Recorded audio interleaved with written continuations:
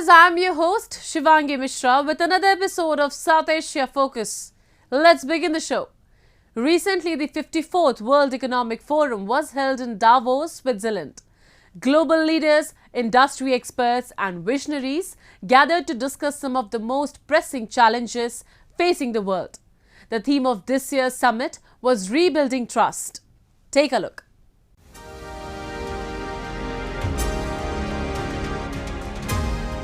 Global investors, business leaders and government representatives from across the world descended in Davos, Switzerland to attend the 54th World Economic Forum held this week.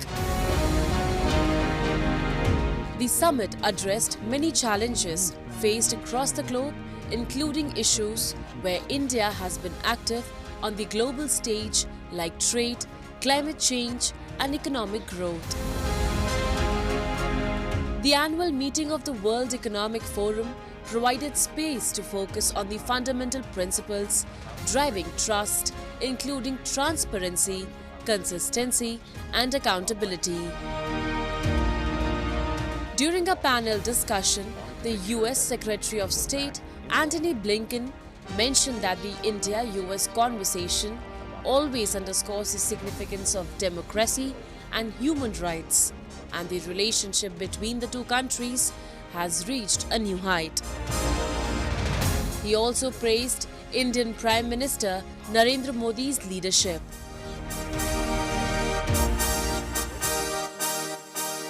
We see an extraordinary success story, and we see the remarkable achievements that Prime Minister Modi has achieved, moved forward under his watch that have materially benefited and materially positively affected so many Indian lives. We also see a relationship between our countries that is in a new place, at a new level.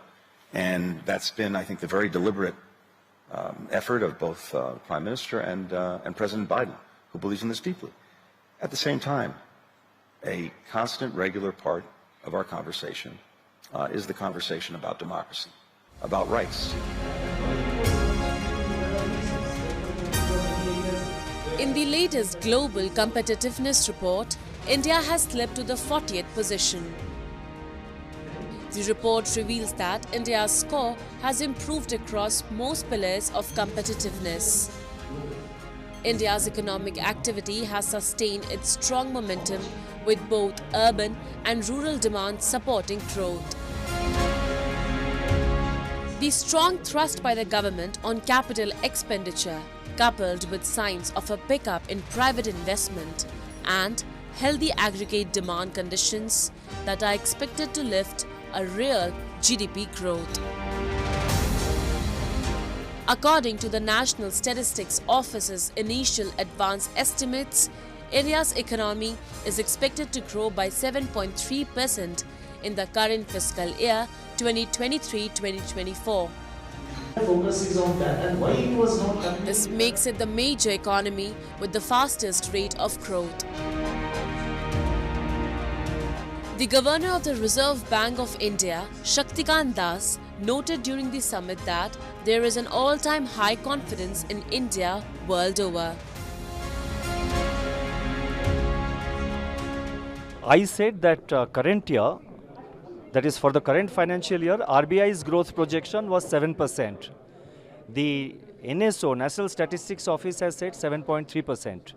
So in fact, when we said 7% for current year, there are a lot of opinion, lot of views outside that RBI was over-projecting. But in actuality, the National Statistics Office, which has a lot more data, has said 7.3% for current year. And for next year, that is the financial year 24-25, what I mentioned is that my sense is that India's GDP growth will touch 7%. Meanwhile, India has pledged to achieve 500 gigawatts of non-fossil electricity capacity, generate half of all energy requirements from renewables, and reduce emissions by 1 billion tons by 2030 as part of an ambitious 5-part Panchamrit pledge at COP26 in 2021. The country also aims to reduce the intensity of emissions in its GDP by 45%. Finally, India commits to net zero emissions by 2070. On the sidelines of the World Economic Forum in Davos, Union Minister Hardeep Singh Puri said that he is optimistic about the green hydrogen. When you saw the session, how much energy there is and how much interest there is in green hydrogen. And green hydrogen is the fuel of the future. And I think the world over, the focus is on green hydrogen as the fuel of the future. And I think what is also coming out that India has some inherent advantages because you have a large consuming population, there will be a large demand for energy. And as we transition to greener energy, I think green hydrogen will arrive on our scene sooner than later. The World Economic Forum is an international non-governmental organization for public-private sector collaboration based in Switzerland. The 54th annual meeting welcomed over 100 governments, all major international organizations, 1,000 forum partners, as well as civil society leaders, experts, youth representatives, and social entrepreneurs. Days after Iran launched airstrikes on terror bases in Pakistan, Islamabad retaliated with strikes inside Iran, targeting separatist Balochi militants. Pakistan says Iran has violated its airspace, which resulted in killing of 2 children and also injured few. A report.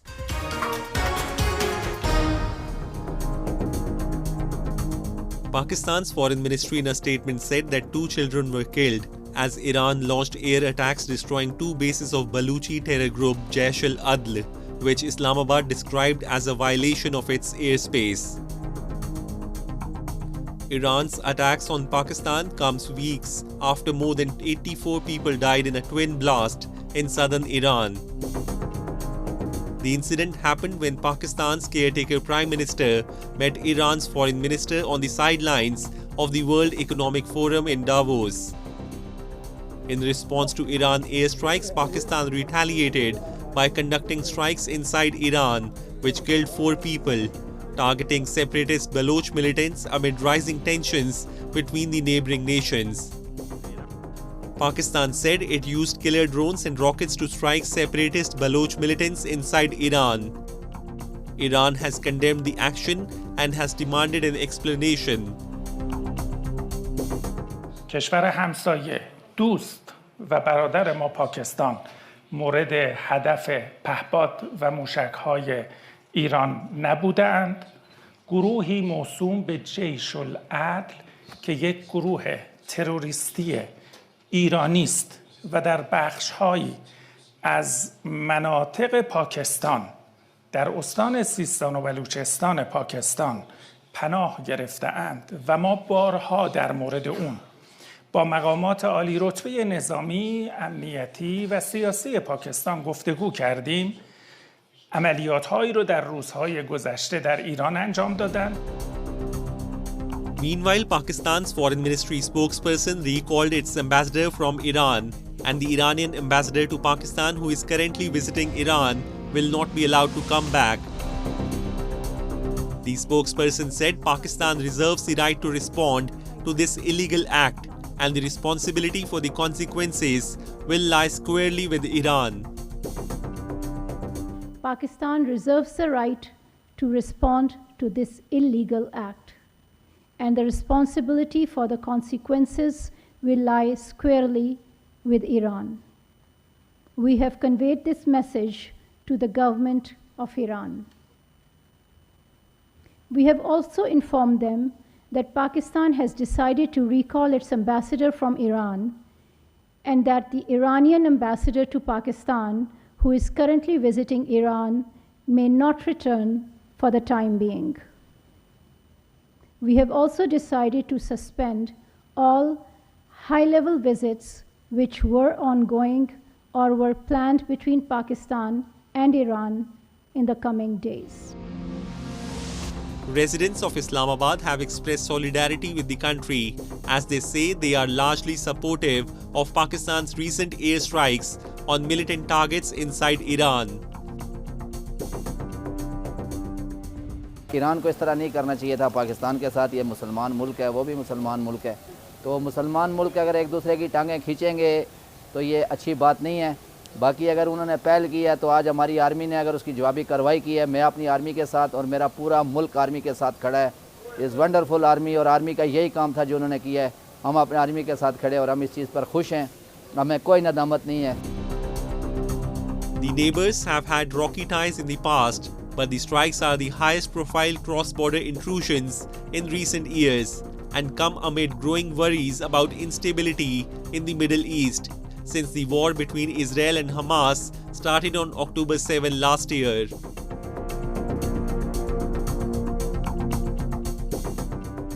Time now for Asia This Week, the stories from across the continent. In the capital city of Pakistan, a large number of Baloch families are participating in the sit-in protest for the safe recovery of missing persons. The majority of participants are elderly people, women and children, all of whom are relatives of victims of enforced disappearances.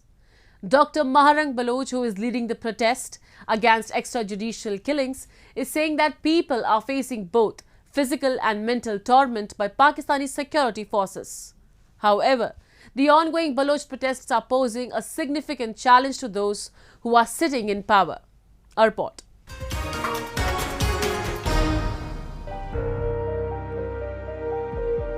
For more than a month, the Baloch women's protest has persisted, spanning from Turbat, Balochistan to Islamabad.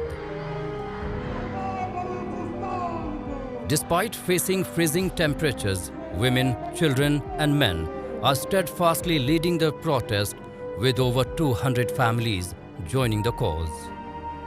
The protests ignited following the disappearance of Baloch youngster Balach Molabakhsh on October 29. Despite being presented in court by the Counter-Terrorism Department of Balochistan on November 21, Bakhsh was reportedly killed in a disputed encounter just 2 days later, sparking widespread outrage. Led by the Baloch Yakjahiti Committee, the main protests journeyed from Turbat to Quetta and then to Islamabad, where the Baloch march is now in its third week, unfortunately ignored by the government, judiciary and other stakeholders.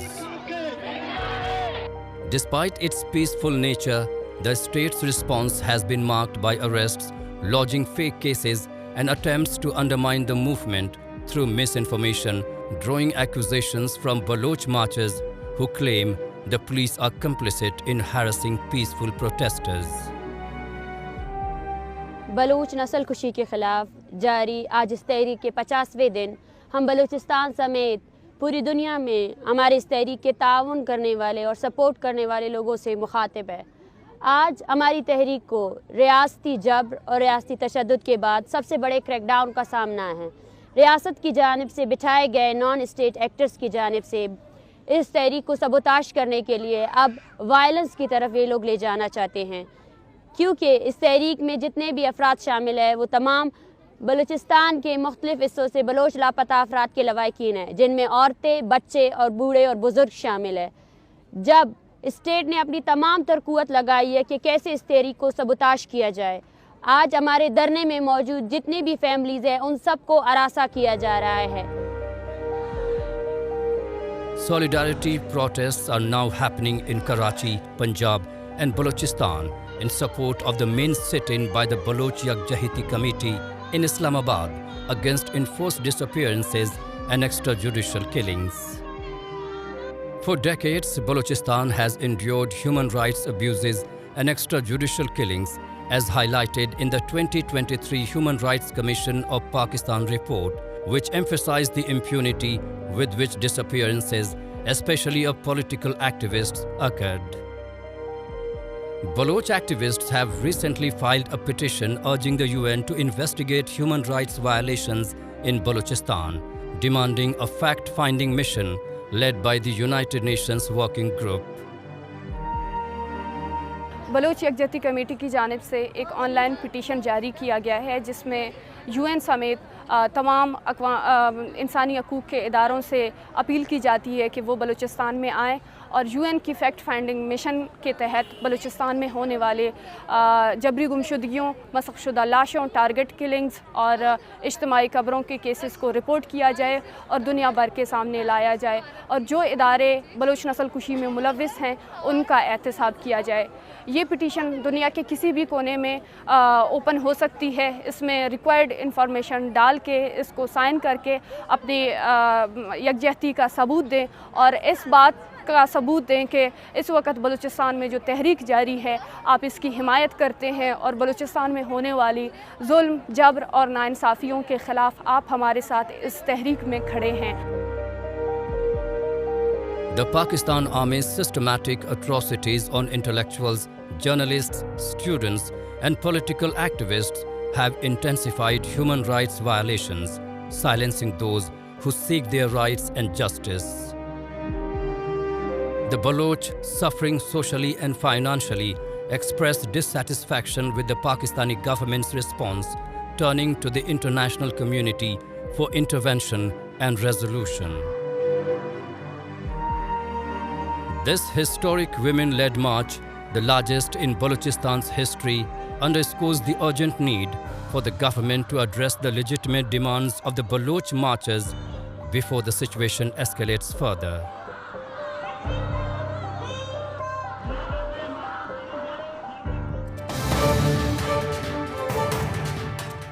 Moving on to Nepal's Taruka village, where locals came together to celebrate their cultural heritage through the age-old tradition of annual bullfighting or Goru Judai.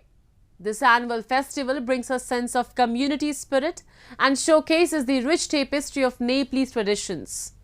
During the festival, spectators gathered to witness the skilled handlers and the powerful bulls engage in a display of strength and agility.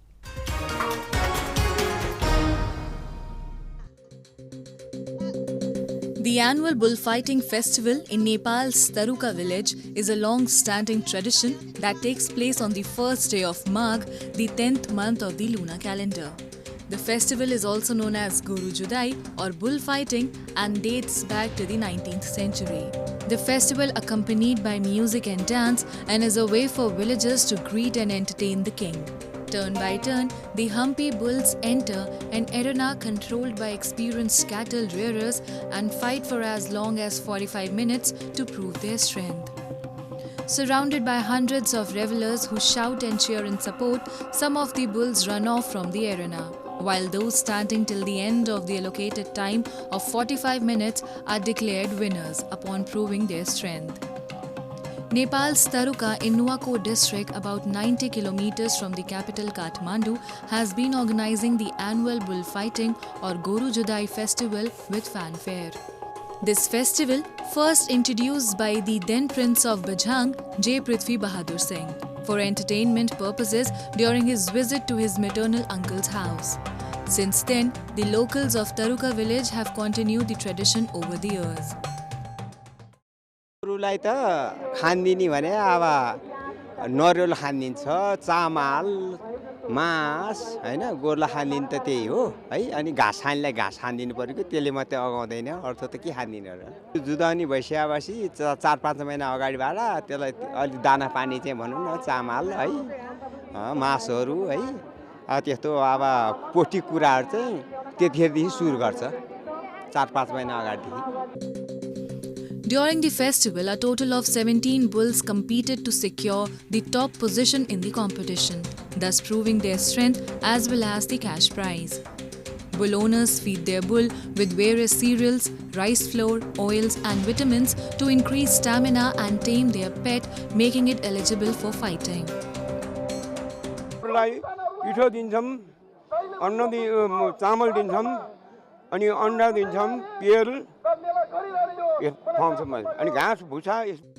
A large number of people from Nuwakot itself as well as adjoining districts and other parts of Nepal thronged the mountainous field of Nuwakot on this day to see this annual event.